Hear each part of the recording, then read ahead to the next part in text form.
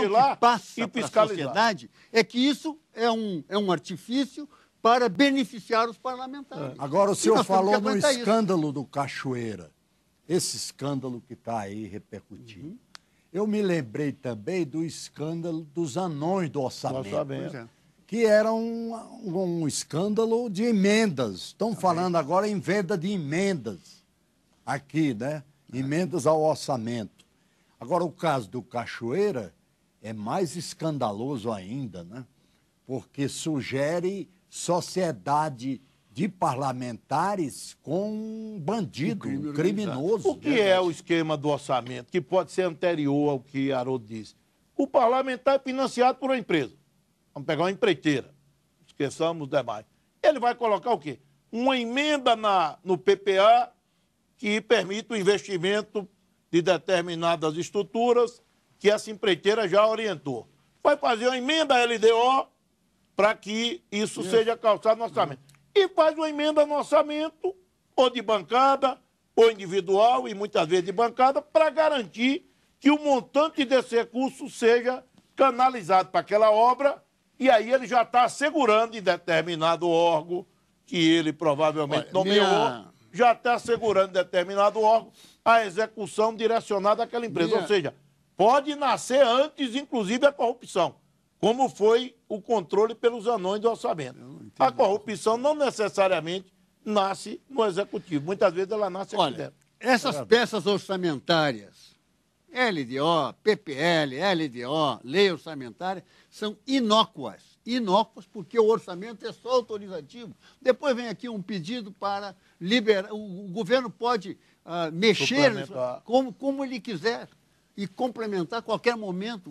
É costume complementado sem a mínima discussão. Então, o orçamento, para mim, é uma peça fundamental. Temos que rever a questão das medidas provisórias, que fazem com que o processo legislativo se desloque para o executivo. O próprio Supremo ficou com uma distorção muito grande, porque quando fizeram a reeleição, vamos permitir a reeleição do presidente da República, esqueceram que, num mandato de 4 anos, o presidente indica vários funcionários, inclusive ministros, ministros do Supremo, para cargos. Então, o que é que aconteceu? Hoje, a maioria, a grande maioria, acho que 10 dos 11 foram indicados pelo governo, primeiro do presidente Lula e agora Dilma. Quer dizer, isso é uma distorção, porque as pessoas, um juiz, um desembargador, ele leva... E essa regra não foi feita pelo PT. Não Essa foi. Eu concordo com o senhor. Pensando do ponto de vista abstrato, não foi desfeita. A indicação de um ministro supremo, Tem só que corrigir. pelo executivo, como Tem que é corrigir. feito, leva a distorções no equilíbrio tem que ser de poder. modificado. Nós temos que modificar a indicação de Exatamente. tribunais. Eu estava vendo no TRE outro dia, há um controle absoluto na indicação dos membros do TRE, na indicação dos membros do TSE. Eu quero até ver se eu encaixo uma emenda. No caso do TRE são os governadores. Isso. Então nós temos que mudar. Nós temos que mudar. Eu sou seu Agora, aliado. o orçamento impositivo... O senhor é do PT, é um partido que o orçamento comanda, impositivo total, Haroldo, tem problemas. O orçamento é previsão de receita e fixação de despesa. Se é previsão, e eu coloco ele como totalmente impositivo, e se a previsão falhar? Porque previsão não é absoluta. Mas na própria colocação já estará previsto. Então nós podemos. Já estará previsto. E você não pode engessar porque a conjuntura econômica, ela se altera. Nós podemos prever um orçamento impositivo em algumas áreas. Na área de saúde, totalmente impositivo. Na área de educação, totalmente impositivo. Na área de infraestrutura do semiárido brasileiro, que hoje nós estamos vendo aí as consequências da seca, totalmente impositivo. Agora, outras áreas, não necessariamente. Você pode até manejar de uma área para outra, a depender do momento. Tendo certa flexibilidade. Você pode ter uma conjuntura econômica que recomende canalizar recursos para essa área ou para aquela, para equilibrar a relação do Brasil com outras nações. Então, o orçamento totalmente impositivo, diante da dinâmica das conjunturas, principalmente da conjuntura internacional, é muito complicado. Eu acho que é mais interessante, do ponto de vista do equilíbrio político, nós fazermos um orçamento impositivo nas áreas sociais. Nós temos aqui uma pergunta de um telespectador. Da Bahia. Humberto Damasceno, de Itati, na Bahia. por que a Câmara dos Deputados não debate o fim do voto obrigatório? Excelente, é da minha terra. Eu vou responder, Haroldo, depois você responde. Claro, Humberto, homenagem a você. Humberto, é um grande prazer lhe responder. Nós estamos debatendo. Tem uma frente aqui, nós fizemos ato, tem uma frente, eu faço parte dessa frente. Eu defendo que nós possamos discutir essa situação. O voto obrigatório no Brasil, ele é enxergado como algo que não é só um dever, Foi educativo. ele não é só um dever, tá certo? Ele também é um direito, acima de tudo direito. Questão do voto obrigatório, nós temos que rever a essência dele, mas também nós não temos que ter o cuidado de, por sermos uma democracia nova, se nós pindarmos o voto obrigatório, nós podemos perder o interesse completo e esvaziar a instituição. Pior, então nós temos que ter cuidado. Concordo. O pior é você eleger governantes e representantes Sem legitimidade. com um mínimo, Isso. sem legitimidade nenhuma.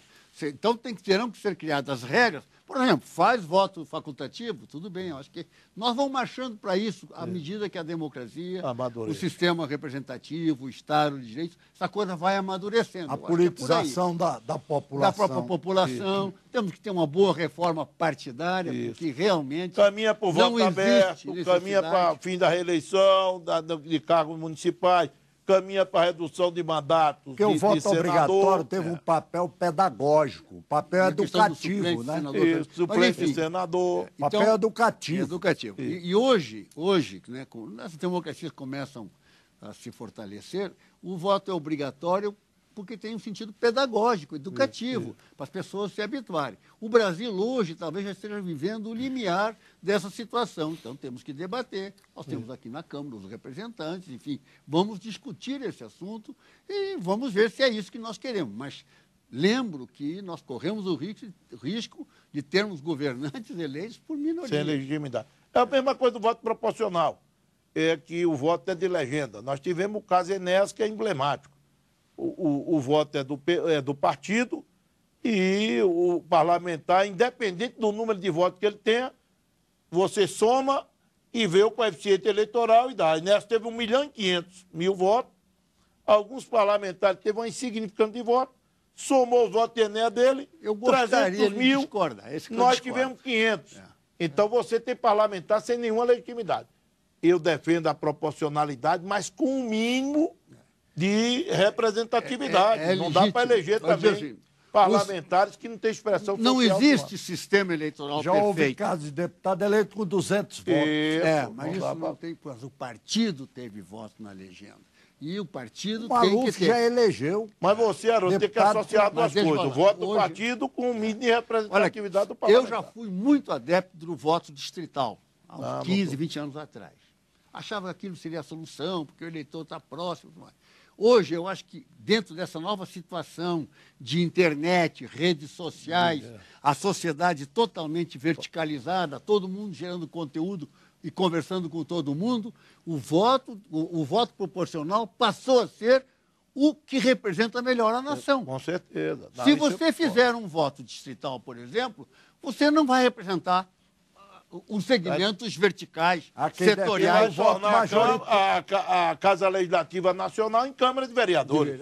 Há quem defenda o voto majoritário. Ainda acho. Há quem defenda o voto majoritário. Eu concordo com o senhor. Eu só estou... Que é o caso do vice-presidente Michel Temer. Nós temos que aperfeiçoar a proporcionalidade. Isso, eu defendo a proporcionalidade, também acho. Mas com algum requisito mínimo de legitimidade porque também do do voto parlamentar. proporcional, todos os setores se apresentam. Concordo plenamente.